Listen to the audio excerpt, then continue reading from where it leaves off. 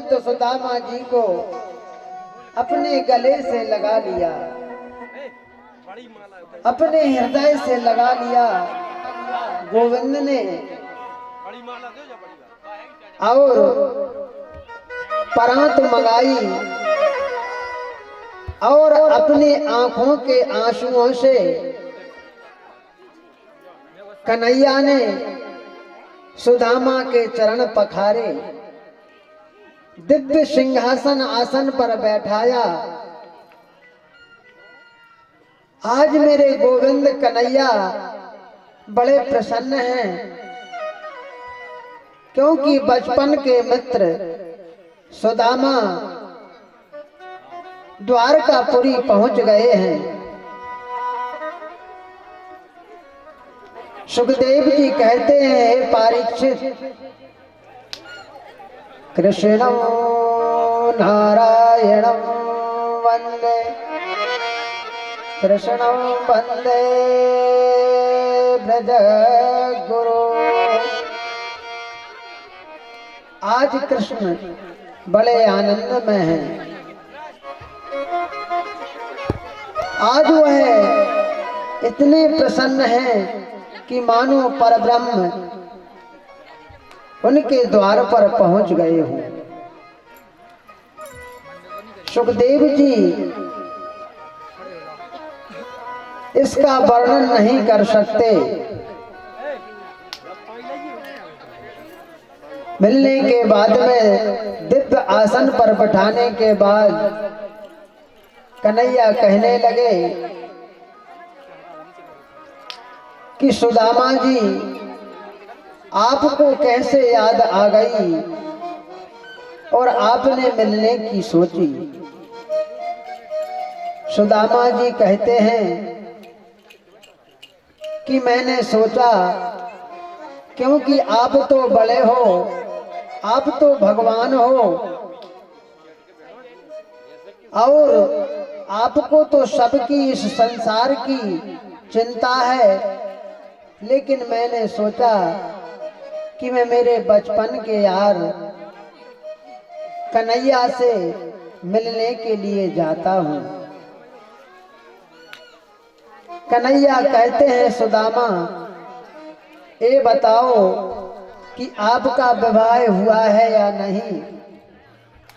सुदामा जी कहते हैं कि हे गोविंद, तू अभी भी नहीं सुधरा, जैसे पहले था वैसे ही बातें कर रहा है, वैसा ही तेरा नटखट स्वभाव है। कन्हैया कहते हैं सुदामा से कि सुदामा जी, पहले मैं जैसा था वैसे ही अभी हूँ। स्वभाव मनुष्य का कभी नहीं बदलता। आज कन्हैया बड़े आनंद में हैं, बड़े प्रसन्न हैं। और कन्हैया ने रुक्मणी जी से कहा, सभी 16,108 रानियों से कहा कि बचपन के मेरे मित्र सुदामा जी आए हुए हैं, उनका महाअभिषेक करना है, उनके चरणों का आशीर्वाद लेना है। तो आप सभी अपने अपने कार्य से निवृत्त होकर के सुदामा जी का महाअभिषेक एवं उनके चरण स्पर्श करके उनका आशीर्वाद लेंगे। अब कन्हैया और रुक्मणी जी सुदामा जी से कन्हैया कहने लगे कि आपके लिए स्नान के लिए महाअभिषेक पूजन होगा और उसके बाद में फिर आपके लिए उत्तम भोजन की व्यवस्था होगी। सुदामा जी को एक स्वर्ण की पारात में बैठला करके उनका पूजन किया। उधर सुदामा जी के पैरों की बिमाई फटी हुई थी, नंगे पैर आए हुए थे वह सुदामापुरी से द्वारकापुरी। उनके पैरों में मिट्टी मैल लगा हुआ था। आज मेरे कन्हैया गोविंद और रुक्मणी जी सुदामा के चरणों को धो रहे हैं, उनका स्नान कर रहे हैं। दूध से अभिषेक किया, दही से अभिषेक किया, घी के द्वारा, शक्कर के द्वारा, पंचामृत चढ़ा करके महाअभिषेक किया, महास्नान कराए। स्नान कराने के बाद उनके लिए दिव्य वस्त्र पहनाए, आभूषण पहनाए सुदामा जी को। उच्चैः श्रवण संयम तत्प्रणिपत्स समर्पितम्।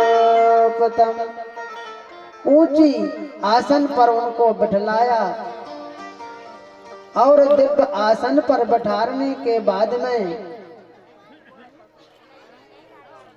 उनका गंध अक्षत से पूजन किया और कन्हैया कहने लगे कि अब इनके लिए प्रणाम करिए। रुक्मणी जी, सत्यभामा जी, कालेंद्री, यमुना जी, क्रम से 16,108 सभी रानियों ने प्रणाम करने के लिए चली जा रही हैं सुदामा जी को। सुदामा जी आशीर्वाद दे रहे हैं, सौभाग्यवती भवा, अखंड सौभाग्यवती भवा, अखंड सौभाग्यवती भवा। अब आशीर्वाद देते देते सुदामा जी थक गए और कन्हैया की ओर इशारा किया कि लाला ये तो बता अब कितनी और बाकी हैं। कन्हैया कहने लगे सुदामा जी अभी तो बहुत बाकी हैं। तो कहने लगे कि मैं सभी के लिए यहीं से एक बार आशीर्वाद दे देता हूँ, अखंड सौभाग्यवती भवा। आचार्य सुखदेव जी कहते हैं, हे परीक्षित, जब सुदामा जी ने कन्हैया की 16,108 रानियों को आशीर्वाद एक ही साथ दे दिया और वहां से लेकर के आ गए और दिव्य दूसरे भवन में भोजन कराए सुदामा जी को। 56 प्रकार के व्यंजन और बड़े भाव से गोविंद सुदामा जी को भोजन करा रहे हैं। सुदामा जी ऊपर आसन पर बैठे हुए हैं और चरणों में मेरे गोविंद बैठे हैं और बैठे बैठे सुदामा जी को प्रसाद पा रहे हैं, हाथ जोड़े हुए हैं। और कन्हैया गोविंद कहते हैं, विप्प प्रसादात् धरणी धरोहम्, विप्प प्रसादात् कमलावरोहम्, विप्र प्रसादात् अजितादितोहम्। हे सुदामा जी, आप विप्र हैं, ब्राह्मण हैं और आज मैं धन्य हो गया कि ब्राह्मण देवता आज स्वयं मेरे घर पधारे हैं, मेरे बड़े भाग्य हैं।